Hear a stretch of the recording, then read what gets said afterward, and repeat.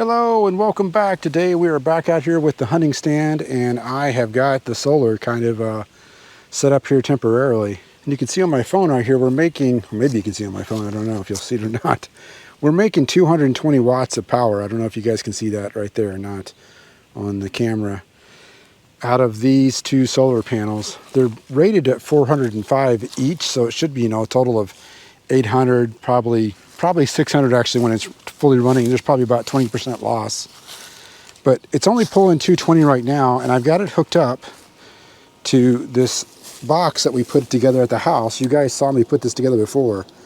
So I've got it running here through this Victron MPPT controller. It's pushing out, 67 watt or volts, and this will only take up to 100. So I only wanted to hook up two of these. If I hooked up the third one, it'd be too much voltage since I'm putting them in series.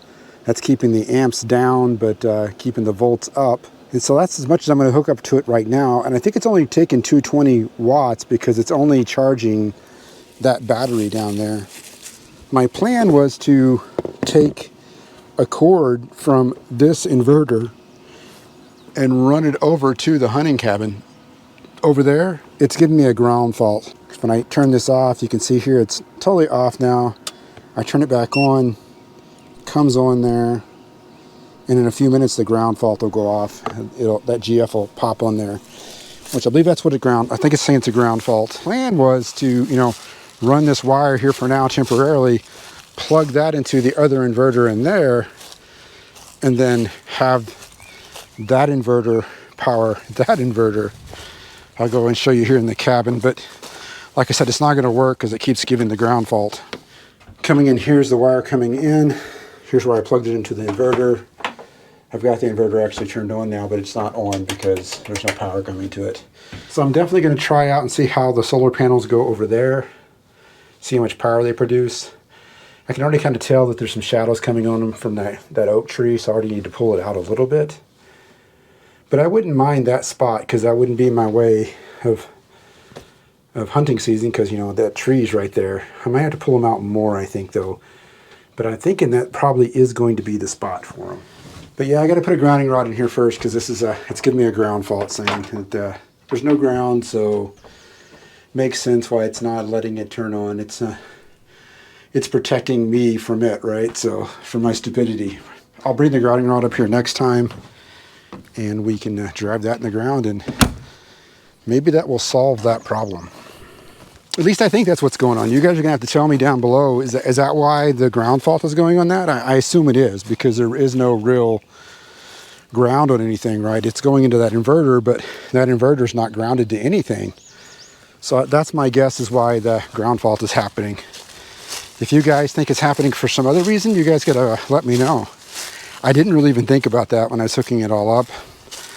Like I said, it's protecting me though, so I get it. Yeah, you can see right there that GF light is on again right down there. Otherwise it is making power. The Victron is here. I'm gonna turn it back on. Still doing 220. And I think that's just because that's the power that it needs to bulk charge that battery down to keep that battery charged. So I don't think it's gonna grab any more than it has to. So I went ahead and unplugged the inverter inside of the hunting stand there. Just going to plug the tester in here and see what this is showing us. It's showing us both lights are on. There really is no way to test the GFI on it. I'll press the button, it doesn't do anything. So it definitely is, the inverter's working, but for some reason when I plug the inverter in over that side, it gives me that ground fault. And when I test the power on the inverter, if I go from the positive to the ground, you get 118 there. If I go to positive to the neutral, 118, ground to neutral, nothing. So the inverter's working, but whenever I plug it into to power the other inverter, it doesn't want to work. So there must be something about that inverter. I wonder if I put a ground on it, if that's even going to fix the problem or not. Probably, I don't know if it will or not. It doesn't really matter, I guess. This was just a temporary thing, just kind of to feed that one from this one while it was out here. And obviously this is not going to work. Plug it into that inverter. There's something about it doesn't like. I'll have to research and figure that out. But otherwise, this is working, guys. This is picking up the sunlight. I don't like the spot because the branches of this tree are already kind of blocking some of the sun coming in right now. So this whole thing's got to move probably this direction, more towards this side rather than that side. So if I pull it all this way, I think it'll be better.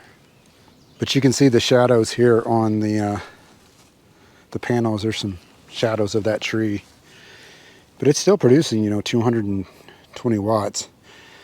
I think it's just producing enough to charge that battery.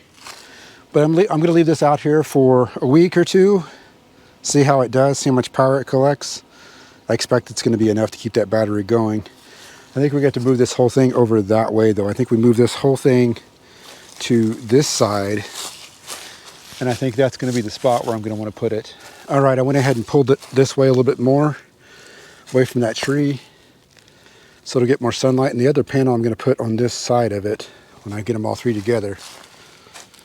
So I'm thinking that's probably more likely the right spot. Sun is like right above us right now, kind of in the clouds. I moved one of my trail cameras over here, so that trail camera will see what messes with this. I'm guessing some animals are going to come by and check it out. I got to change the angle of those middle pieces there a little bit too. It's kind of sagging a little bit there in the middle. I'll fix that when I flip it back up once I find the right spot.